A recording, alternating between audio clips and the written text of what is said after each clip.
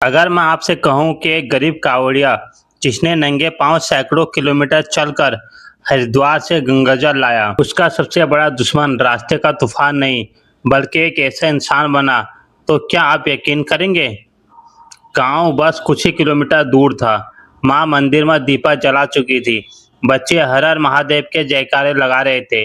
तभी एक वर्दी वाला उसकी राह रोक देता है। अगले ही पल उसकी कावड़ जमीन पर गिरती है। गंगाजल बिखर जाता है और उस गरीब भक्त की आंखों में आंसू की गंगा बह निकलती है।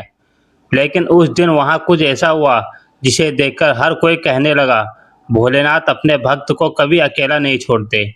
आखिर ऐसा क्या हुआ? पूरी कहानी अंत तक जरूर देखिए। जब गरीब कावड़िया की भक्ति की परीक्षा हुई और अंत में स्वयं भोलेनाथ ने दिया न्याय। गांव से आस्था की शुरुआत। एक छोटे से गांव में रहने वाला बुजुर्ग रामदास हर साल हरिद्वार से कावड़ लाता था और उसके साथ गांव के कुछ युवक और बच्चे भी थे। घर की आर्थिक हालत अच्छी नहीं थी, लेकिन उसकी आस्था बहुत बड़ी थी। पत्नी ने विदा करते हुए कहा, इस बार भोलेनाथ से हमारे घर की खुशहाली जरूर मांगना। तेज धूप, छाले पड़े पैर, भूख और थकान, कठिन यात्रा, लेकिन हर कदम पर बोलबम की गूंज उनके हौसलों को बढ़ाती रही। रास्ते में कई लोगों ने सेवा की, किसी ने पानी पिलाया तो किसी ने खाना खिलाया। रामदास बार बार कहता, ये सब भोलेनाथ की कृपा है। वापसी और नई मुसीबत। हरिद्वार से गंगाजल लेकर सभी खुशी खुशी लौट रहे थे। गांव अब ज़्यादा दूर नहीं था। तभी रास्ते में एक भ्रष्ट दरोगा बैरिकेड लगाकर उन्हें रोक लेता है। वह बहाने बनाने लगता है और उन्हें आगे बढ़ने से रोकता है।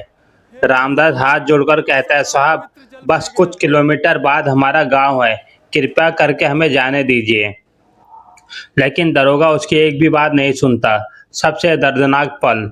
बहस के दौरान धक्का मुक्की में रामदास की कावड़ गिर जाती है। गंगाजल धरती पर बह जाता है और पूरा माहौल शांत हो जाता है।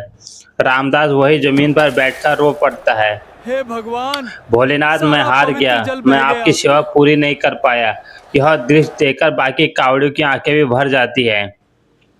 उसी समय वहां से एक वरिष्ठ महिला आईपीएस अधिकारी गुजर रही होती है। वह रुकती है और पूरा मामला पूछती है। आसपास मौजूद लोगों के मोबाइल वीडियो देखकर उन्हें सच्चाई का पता चलता है। वह तुरंत दरोगा को फटकार लगाती है और कहती है, वर्दी जनता की सेवा के लिए होती है, किसी की आस्था का ठेस पहुंचाने के लिए नहीं। वह उसके तत्काल विभागीय कार्रवाई का आदेश देती है। कार्रवाई होने के बाद भी रामदास रोता रहता है। वह कहता है, मुझे किसी की सजा नहीं चाहिए, मुझे तो बस अपना गंगाजल वापस चाहिए।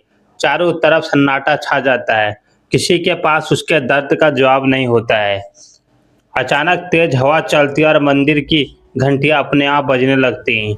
वातावरण हर हर महादेव के जयकार से गूंज उठता है। रामदास की आंखों के सामने एक दिव्य प्रकाश फैलता है और उसे ऐसा अनुभव होता है मानो स्वयं भोलेनाथ कह रहे हो, बस भक्ति जल में नहीं तेरे विश्वास में है। तूने हर कदम मेरे नाम पर रखा, मैं तेरी श्रद्धा से प्रसन्न हूँ। रामदास के टूटी हुई कावड़ चमत्कारी रूप से फिर से ठीक दिखाई देती है और उसके चेहरे पर आंसू की जगह मुस्कान आ जाती है। रामदास गांव पहुंचता और पूरा गांव हर हर महादेव के जयकारों से उसका स्वागत करता है और वह शिवलिंग पर गंगाजल अर्पित करता और कहता है, जिसकी भक्ति सच्ची हो उसकी रक्षा स्वयं भोलेनाथ करते हैं। आस्था का सम्मान करना हर इंसान का कर्तव्य है। यह कहानी काल्पनिक नहीं है, लेकिन इसका संदेश सच्चा है। ईमानदार भक्ति, धैर्य और न्याय की जीत हमेशा होती है।